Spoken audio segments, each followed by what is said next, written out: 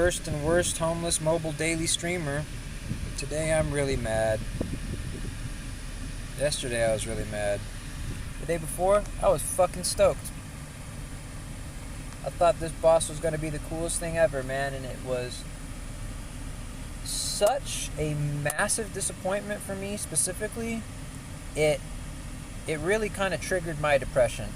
I'm serious. Like, I was so stoked for this and so ready to stream it and get the boss pet and get the loot and get as many kills as I could and have so much fun that when it released in the state it's in, my depression, which I'm usually able to stave off. I mean, I'm a homeless person, bro. Like, my life fucking sucks, but I'm usually able to, like, keep my head above water. But something about the disappointment of this boss was so extreme to me that it really made me, like, clinically depressed again. And I mean, there's other factors and shit. Maybe it was just the straw that broke the camel's back in a way for me. But, you know, I was really excited. I was really positive. I was really ready to sing the praises of this boss. I was ready to go for as, like 1,000 kills like I did mobile for a Raxar and get the pet, get the drops, get the loot, show as many things as possible. But I have a lot of critiques. I feel that this boss was... It wasn't given enough play testing. It wasn't given the opinion of players. It was just put upon us in the state that it's in. And I have a lot of things to say about it. First, it's really far from civilization, which, I mean, there's other teleports to get there. Once you've done the new quest, you're able to kill Frost Naguas, and, like, I think one of 100, they drop a necklace, which could teleport you to the statue up here. But, I mean, fuck, just that explanation was long, and it fucking took long enough. Like, I don't know what to say. Look. My problem with it being so far away from civilization is when you get hard clues, which is fairly often, if you juggle them at the bank, it means you have to make multiple trips to this far off land to take them to another bank where you're not going to be able to remember that you have them at that bank because you're probably just going to want to hang out here the whole time. So basically you have to stack clues at this bank, and then when you're finally done fighting the boss, you have to go stack them at whatever other bank you end up wanting to go at. It sucks. Give us fucking stackable clues already, Jagex. Come on, cuz. What's buzzing, cousin? What would it take, man? You did it in all the fucking leagues. You have the fucking, like, user interface technology or whatever, the code. Why can't we have it? Oh, well, it would devalue the achievements of those, like, 5 people that give a fuck that they fucking spent, like, hundreds of thousands of hours doing clues to get third age and shit. Fuck them! Fuck them! Help the, like, entire rest of the player base that hates doing clues because they're so obnoxious right now. If you made them stackable, even if you only allowed us to have, like, 5, let's have, like, 5 before they, or, like, we have to unlock tiers. That's my highest suggestion. It better come out when collection log user interface updates. One of the awards had better be every 100 collection log slots, we get like 5 extra clue roll stackables that we can have in our bank. 100, you could have 5. 200, you could have 10. 300, you could have, you know what I mean? 15, 20, 25, 30. Like, something like that. Something like that. This dropping it fucking shit is whack. Okay, next, before you even fought the boss, before the boss even came out, right? Everybody was like, look, we want to buy, because they told us, y'all told us, Jagex told us, look, it's going to be draconic. And so, be ready.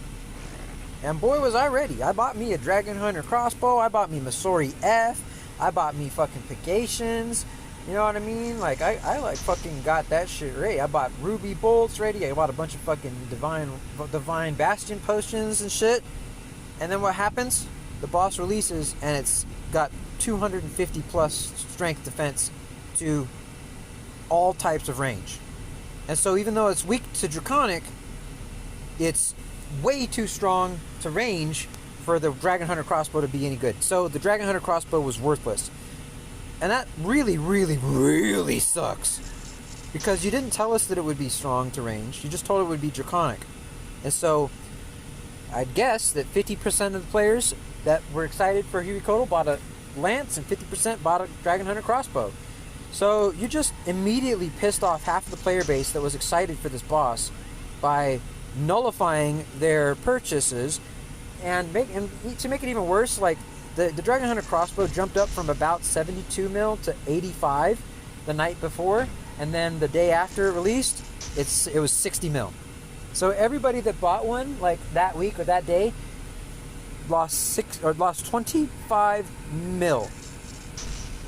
I lost more than that because I bought Masori F and all that shit, and Masori F is fucking expensive as fuck when it was right before the update. Now it's worthless again, so I have to just kind of sit on that loss, unfortunately. Now, yeah, I just think it's kind of weak that they didn't tell us, well, you know, it's going to be weak to crush, not to fucking range, so you might want to only buy a lance or whatever. They didn't tell us that, man. They just said, it's draconic, get ready.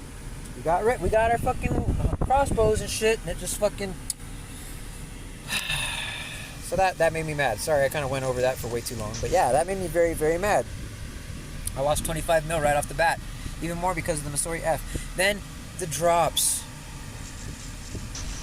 You know what? We're gonna wait to talk about the drops till I kill it a couple of times, because I want to talk about the mechanics, and then we'll talk about... I'll let you see some drops, and then you'll see what I'm talking about, okay? The boss is almost done. I can hang out for a minute. So, as you'll notice, there's this kind of first area here. This is like the wake up pre-lobby. Like, you have to wake the boss up to get it to go to fight it. What were they thinking? Did they think that we enjoyed the wake up mechanic from Dukes of Cullis, and so they're like, oh, let's give this new one a wake up mechanic? Nobody likes wake up phases, bro. Nobody likes having to fucking do a puzzle basically before every fight, like fucking Tombs of Amasket. That shit's whack, dude. Fucking Dukes of Cullis having to make the potions and fucking mine the shit and blah blah blah and avoid all the crap. Like, nobody likes that shit, bro. Why? Why did you give it a wake-up phase? And then the thing is, this wake-up phase, like, it's obnoxious when it's just a couple people, but at the same time, if there's a lot of people, it's so quick that it's actually quicker than the animation of the tail getting the fuck out of the way. I'm telling you, a bunch, like a world full of 20 max players basically can take these tails out in 5 to 10 ticks, and that tail takes 10 ticks to get the fuck out of the way. So we're just kind of like twiddling our thumbs, like literally like the Eric Andre meme. Let me in! I don't know why they created a fucking Eric Andre meme. And then this slam isn't fair to anybody, honestly, because it's a rework of the mechanic from Aka's Shadows. Like, you know when the hourglasses fill up all the way, and if you haven't taken out the shadow in your corner, it'll slam you with the wave. Well, it's technically possible to jog jump over that shadow slam, because you're able to, if you hit just the right tick and just the right tile, you're able to jump over it without taking damage, and you can keep fighting it without getting burned or shadowed or lightninged or whatever the fucking damage you take is. Well, this tail slam is essentially the exact same attack, maybe slightly slower on the animation, because it does go a little bit slower, but it's still like on half ticks per movement. What I'm trying to say is that technique of the jog jumping over the shadow slam is only a technique that high level players use on high level invocation raids, because usually you're able to knock out the shadows before the shadow slam. And so what ends up happening is you only have to do the jog jumping over the shadow slam technique on a high level invocation raid, because that's the only place where the bosses are so tanky, or the shadows are so tanky, that you can't beat them by the time the fucking hourglass goes down. So basically, only in level 300 to 500 raids is that even required to even understand that technique. And then even only at that higher level would players even do it to avoid that, because most players at a lower level don't even know about that technique, because it's not something they have to do. And so adding this high like end game invocation, basically glitch of a damage avoidance technique to a decidedly mid-level boss with objectively garbage low-level loot, seems like they really don't understand balancing, or whoever made this boss, like, they really fucking dropped the ball. You know, that Shadow Slam is a high level end game technique. The being able to jump over two adjacent lines of slamming ground and get it perfect, like get the right tick and the right timing. That's a high level invocation end game technique that is now on the decidedly mid-level boss as an unavoidable mechanic. You can usually avoid that technique on low-level raids because you can do enough damage, but you have to deal with it on this low-level boss because it slams you every single time. You have no choice. You can't out DPS the slam. You have to deal with it. You have to jump over it. And you say, oh, just get good, get the timing right. Well, no, man, this is a fucking mid-level boss, bro. This is supposed to be for, like, baby players, bro, like in fucking Dragon and Fighter Torsos and shit. Not like players in fucking Torva and Sites, like basically what's camping this boss right now, which is fine because that always happens the first week. You can't really do much about it, but my point is they're taking this extremely challenging technique from an extremely end game thing. I've said it 10 times now. You understand what I'm saying?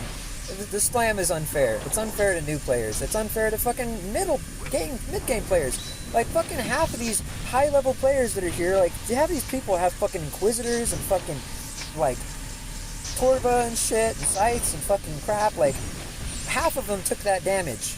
If it were like, say, my suggestion is to make it more like the red laser tile spec that one of the three that happens on the phase 2, the Wardens, you know, the one that looks like a triangle that comes out from the wall and you have to jump over it.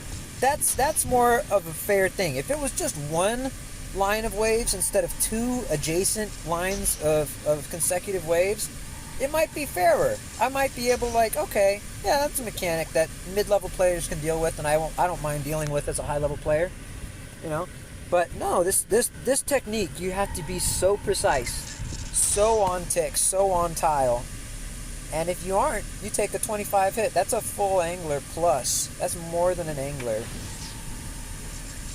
I don't like it. I don't like this wake up phase. It takes too fucking long. How about the damage cap on the tail? There's a damage cap on the tail of up to 9 damage. Meaning that if you solo this boss, it has like 500 health. And like, there's no way to make it faster, as far as I'm aware. The wiki says that it's at a damage cap of 9, and there's no other information of like, oh, you can punish it with this weapon or that weapon. Nope, there's nothing. And so we're just kind of twiddling our thumbs, like, you gotta fight the fucking tail, and every time the tail, every like 15 seconds, the tail swaps to the other side again on the solo, and so you gotta avoid the slam, and you gotta fucking, just like with this measly DPS, maximum of 9 DPS, you gotta fucking pick up this tail, and it goes back and forth like left to right side, like, and a slam every time, about 20 times on a solo. It's really, really ghetto. Like, for, like, I don't, the bosses are so wildly inconsistent lately. Like, they recently released an actual mid-level boss, or, well, low-level boss even, but, like, Scurious. Scurious was released, and I'd say that Scurious's drop table is fucking better than this. You can actually get, like, rune plate bodies and fucking those good XP dropping the spines and stuff, you know, like, and Scurious had 2 versions. It has the main version, which is a lot tougher, which anybody can join in and fight as a group, or they have the private instance, which you can fight by yourself. And the difference with the private instance, the main boss has 1,500 hit points. The private instance has 500 hit points. and is much, much more reasonable to kill, especially for low-level players. Now, unfortunately, most low-level players don't even know about the instance. They don't know about the private room. They don't know about the fact that the private room version is easier to fight. And so that was just kind of a oversight by Jagex. They made a thing that most players don't even know about. Like, I see so many posts on Instagram and on YouTube and stuff of players trying to fight the boss, but and they're trying to solo it, and it's got 1,500 hit points. Like, bro, don't you realize that, like, there's an easier version? And they're like, oh shit, really? Like, I was struggling so hard. Well, it's just like this boss. Like, this boss has a groupable instance or a groupable room and an instanceable room for solo. The solo room should be relatively easier. I mean, you chose to fight it alone. It shouldn't be fucking the 20 times harder boss. Like, it should be like Scurious. It should be a little bit easier. I don't know, man. I'm not the fucking dev, but you know what? Okay, so I got an order, so I gotta get the hell out of here pretty quick. But loot has been fucking pretty mid. I mean, I actually got some of the better loots this trip, but that's not saying much when fucking a rune scimitar is like a better loot. Who do you think you're catering to, bro? You think people are really bringing a rune scimitar here? You think that's really an upgrade? You think that's really a good alcohol? Look at the drops.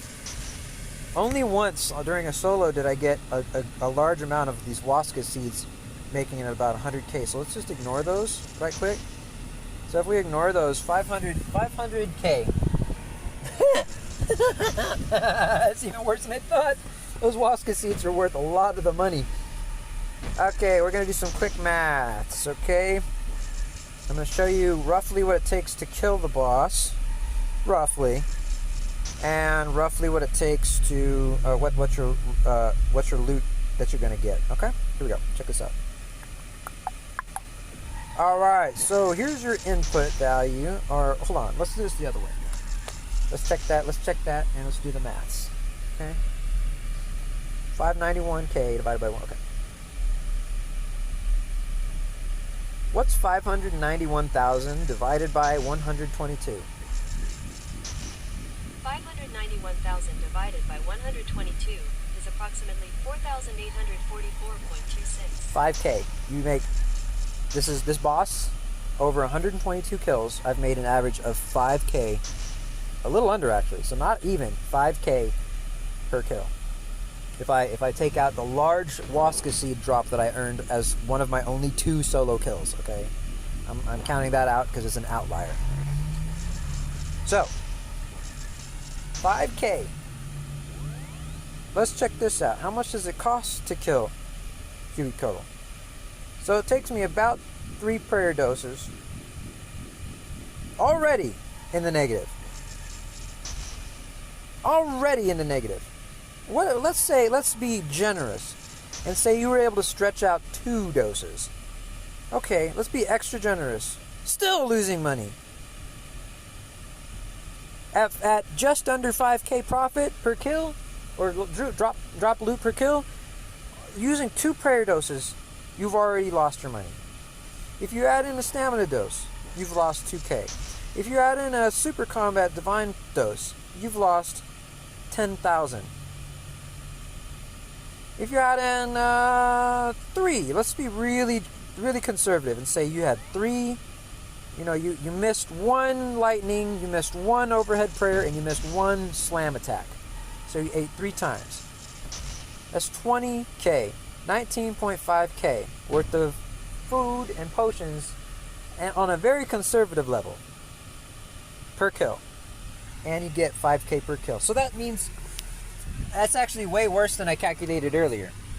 I calculated minus 8k per kill. This is actually minus about 15k per kill. Wow. That's so pathetic.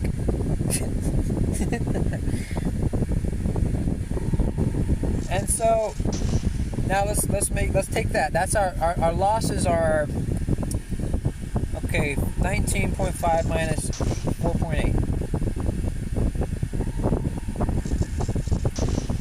What is 19.6 minus 4.8? 19.6 minus 4.8 is 14.8. I'm going to round up to 15. Okay, 14.8, round it up. We're going to round up to 15.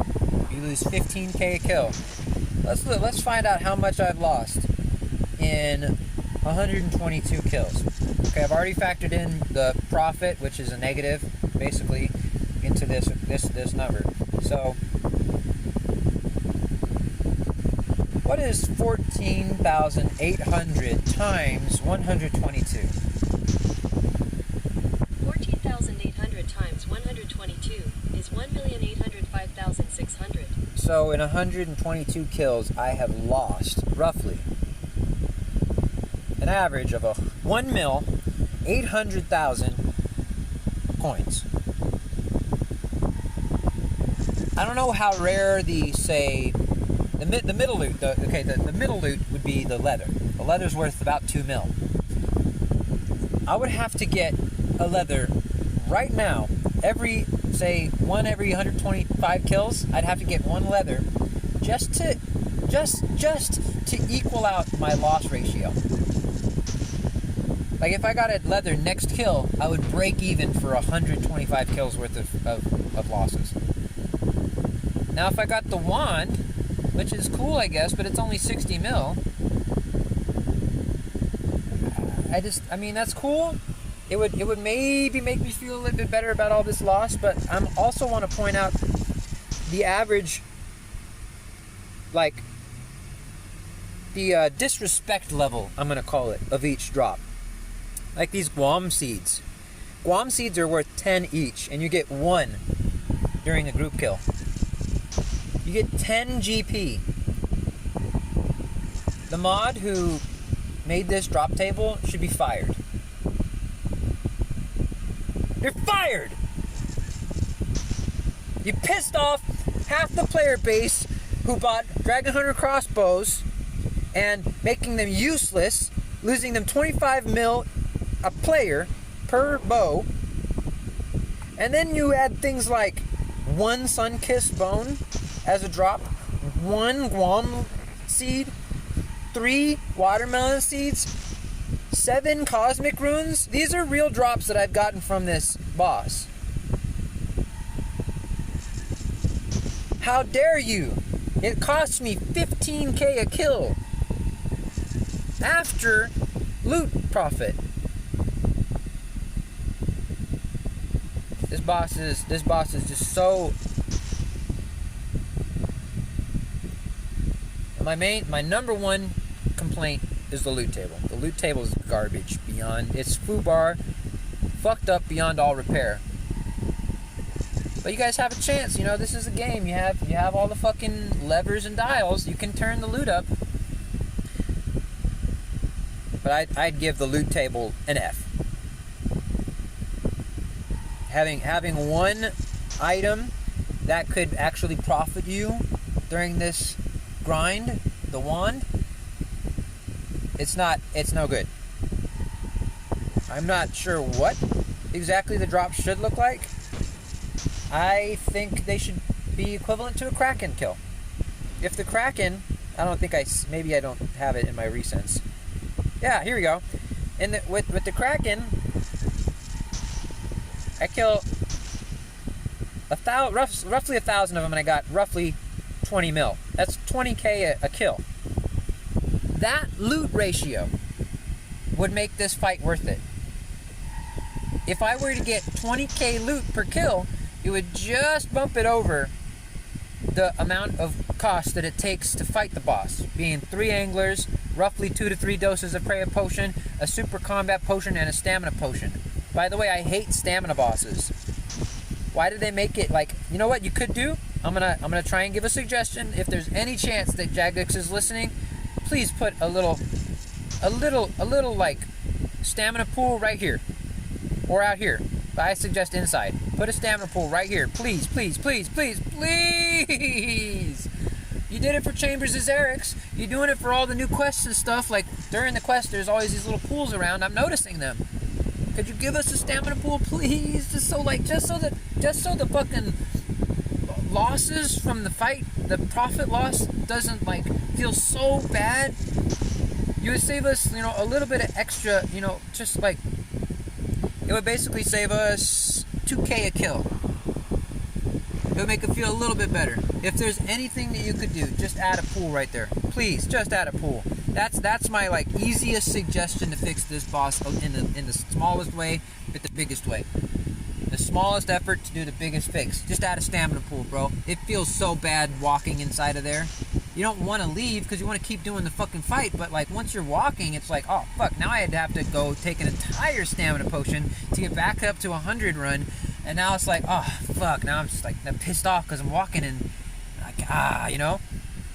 My next suggestion is the tail slam is far too punishing, far too difficult. It's a perfect time, perfect tick, perfect tile situation, and it's a technique that should only be used in high level invocations such as skull skipping or the shadow wave jog jump for when you can't beat the shadow down in time, that the hourglass fills up and you have to basically either eat the damage from the fire, shadow, lightning, or frost, or you can jog jump over it.